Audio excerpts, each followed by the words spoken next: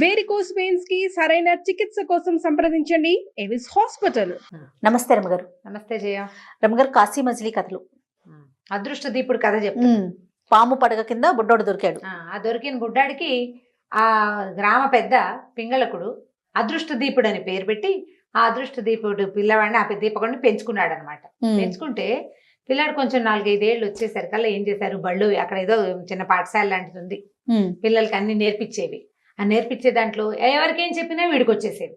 పిల్లాడు చాలా తెలివిగా ఉండేవాడు. అయితే కొంచెం కాస్త 7-8 ఏళ్ళు వచ్చేసరికి వాడికి కత్తి తిప్పటం, బాణాలు వేయటము, ఆ ఊళ్ళల్లో అంటే అడవుల్లోకి దగ్గరలో ఉండే వాళ్ళకి అన్ని చిన్న చిన్న విద్యలు రావాలి, వాళ్ళు అడవుల్లోకి వెళ్ళి జీవితాన్ని సంపాదించుకోవాలి కదా. ఇలా క్రమంగా నేర్చుకున్నాడు. వాడికి 10-12 వచ్చాక వాడికి ఏం తెలిసిందంటే తాను అందరికంటే భిన్నంగా ఉన్నానని తెలిసింది.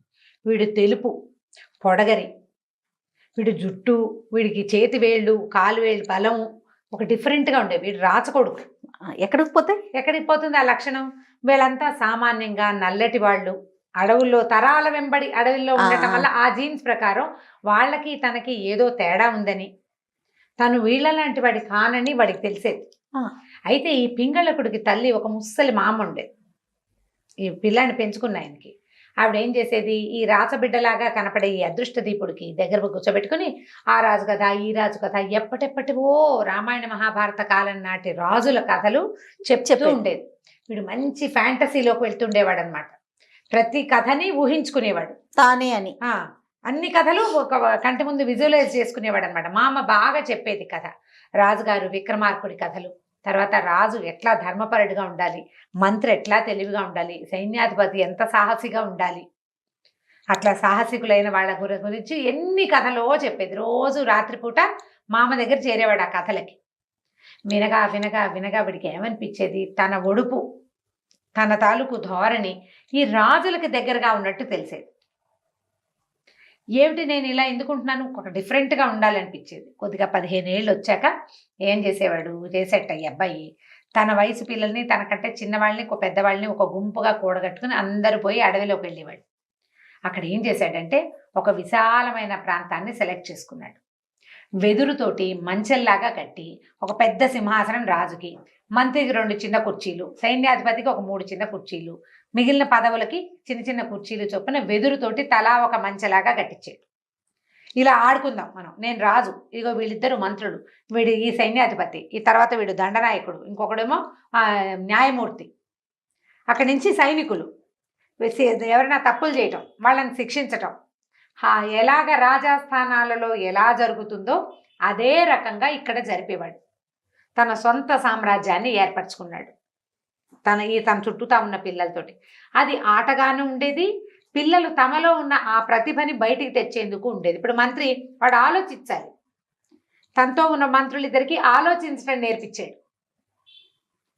నువ్వు ప్లాన్ చేయి, నువ్వు ఆలోచించి చెప్పాలి. సైన్యాధిపతి ఏదో ప్రాబ్లం వచ్చింది, అడవిలో ఏదో సమస్య వచ్చింది, ఓ సింహాన్ని కొట్టాలి, సైన్యాధిపతి 10 మందిని వేసుకుని పరిగెత్తాలి. అట్లా ప్రాక్టీస్ చేయించాడు. ఊళ్ళో జనాలకు పెద్దగా ఏం తెలియదు, పిల్లాడు యాక్టివ్గా ఉంటాడు, బుద్ధిమంతుడు, పైగా పెద్ద కొడుకు, పెద్దవాడు ఆ గ్రామ పెద్దే కదా పిల్లాడిని పెంచుకుంది, వాడు రేపొద్దున గ్రామ పెద్ద అవుతాడు. అందుకని ఊరుకునేవాళ్ళు. పైగా ఈ డిఫరెంట్గా కనపడే లక్షణము, దానితో ఈ పాము పడగబట్టింది కదా, ఆ పడగబట్టడం వల్ల వాడు పరమాదృష్ట జాతకుడని వాళ్ళు నమ్మేవాళ్ళు. పైగా ఈ పిల్లాడు వచ్చాక వాళ్ళు మామూలుగా ఏదో వ్యవసాయం చేసుకునే వాళ్ళు, పోడు భూములు అవి బాగా ఇబ్బడి బుబ్బడిగా పంట పడింది వాళ్ళకి, పశువులు పెరిగినాయి, మేకలు పెరిగినాయి, కలిసి వచ్చింది. ఈ పిల్లాడి వల్లే అదంతా కలిసి వచ్చిందని నమ్మి వాడు ఏదంటే తానా తందానా అనేవాళ్ళు. వాడి మాట వినాలని మిగిలిన పిల్లలందరికీ చెప్పేవాడు. అదృష్ట దీపుడు ఏది చెప్తే అదే కరెక్ట్, అంతే. ఇక అట్లా ఒక సామ్రాజ్యం లాగా ఏర్పరచుకున్నాడు. అమరావతి నగరం అని పెట్టుకున్నాడు తన ప్రాంతానికి.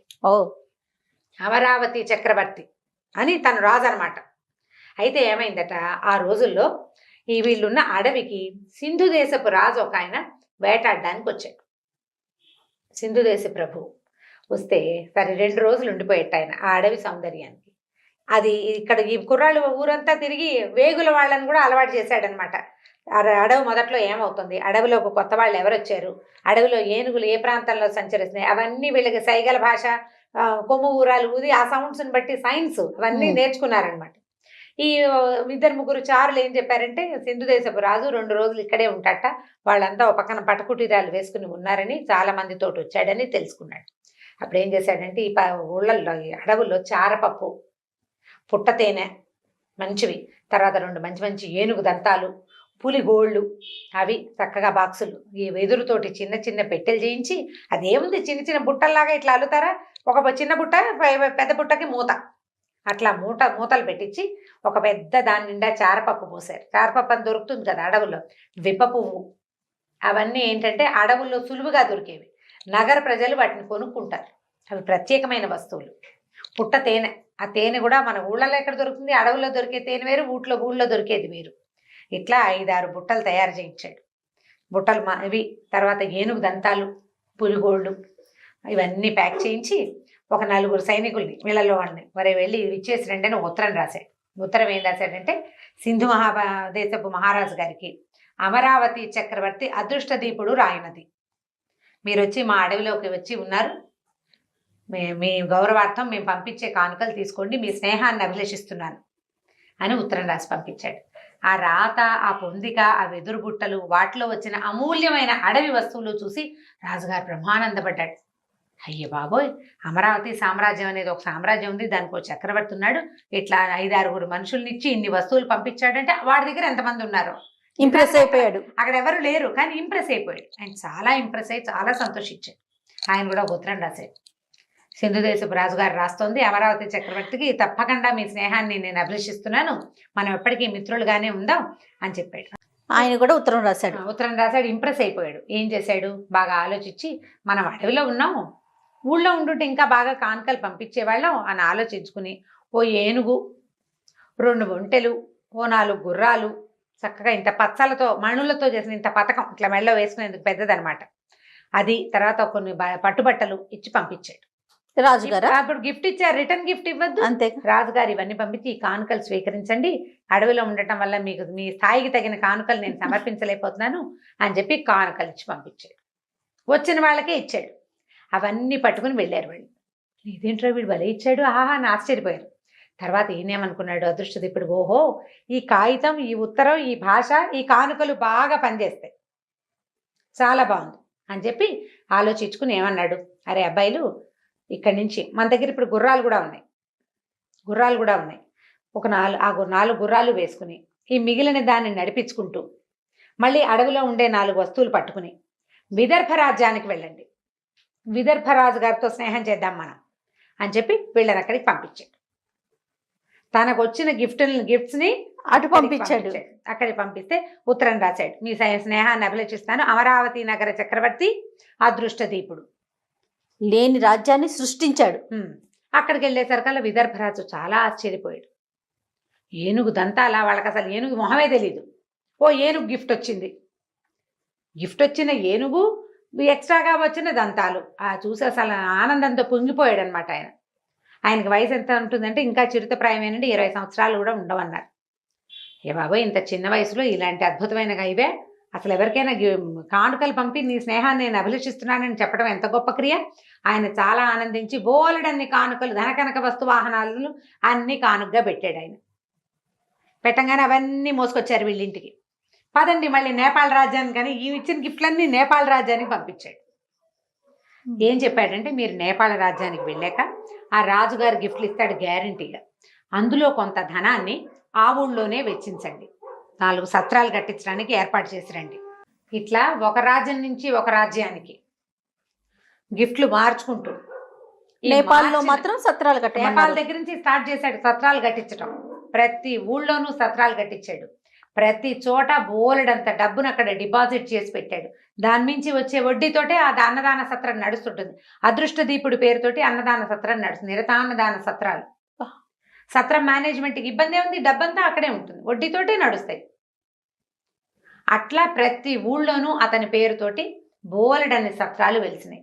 మార్గ మధ్యాల్లో ఈ అడవి, ఈ ఊరి నుంచి ఆ ఊరికి వెళ్ళి మధ్యలో అడవి ఉంటే అదృష్టదీపుడి పేరుతోటి ఒక సత్రం ఉంటుంది. ఆ దారిలో రూపాయి సొంత డబ్బు లేకుండా ఏ ప్రయత్నం అంటే అన్ని ప్రయత్నాలేంటి, మెల్లిగా సైన్యాన్ని, ప్రజల్ని పెంచుకున్నాడు. తనతో పాటు ఈ ఊళ్ళో ఉన్న పిల్లలు, వాళ్ళు కుర్రాళ్ళు పెరిగారా, ఈ మొత్తం కుర్రాళ్ళు ఊళ్ళో పిల్లలు ఇక రెండో పని చేయరు, వాళ్ళందరూ ఇతనితోటే పని చేస్తారు. ఈ వెళ్ళిన వాడు ఏం చేస్తాడు, ఆ ఊళ్ళో మంచి వాళ్ళని మెరికల్ లాంటి వాడిని సెలెక్ట్ చేయటము, ఓ సత్రం కట్టించడము, అప్పటిదాకా అక్కడ ఉండటము, ఆ తర్వాత అక్కడ ఉన్న వాళ్ళకి అది అప్పచెప్పి ఇది అదృష్టది ఇప్పుడు పేరుతోటి ఇది నడిపించండి, ఇదిగో జీతం, కావాలంటే డబ్బులు వాడుకోండి, అన్యాయంగా చేయొద్దు, కావాలంటే డబ్బులు వాడుకోండి, ఈ డబ్బు మీ సొంతం అనుకోండి, దీని వడ్డీ వాడుకోండి, మీరు సత్రం నడిపించండి. తేడా వస్తే అదృష్టది ఇప్పుడు ఊరుకోడు, ఎందుకంటే వీడికి నేపాల్ రాజు ఫ్రెండు, విదర్భ రాజు ఫ్రెండు, సింధు దేశపు రాజు ఫ్రెండు, ఉజ్జయిని అందరూ ఫ్రెండ్స్. తేడా వస్తే సైనికులే వస్తారు, ఆ రాజ్యపు సైనికులే. అట్లా లైన్ చేసి చక్కగా పెట్టాడనమాట. ఇక క్రమంగా మోత మోగిపోతోంది అదృష్ట దీపుడు పేరు. వీళ్ళంతా ఒకసారి కాశీ రాజ్యానికి వచ్చారు, ఈ రాజులంతా విశ్వేశ్వరుడి సేవ కోసం, ఏవో మహాశివరాత్రి సందర్భంగా.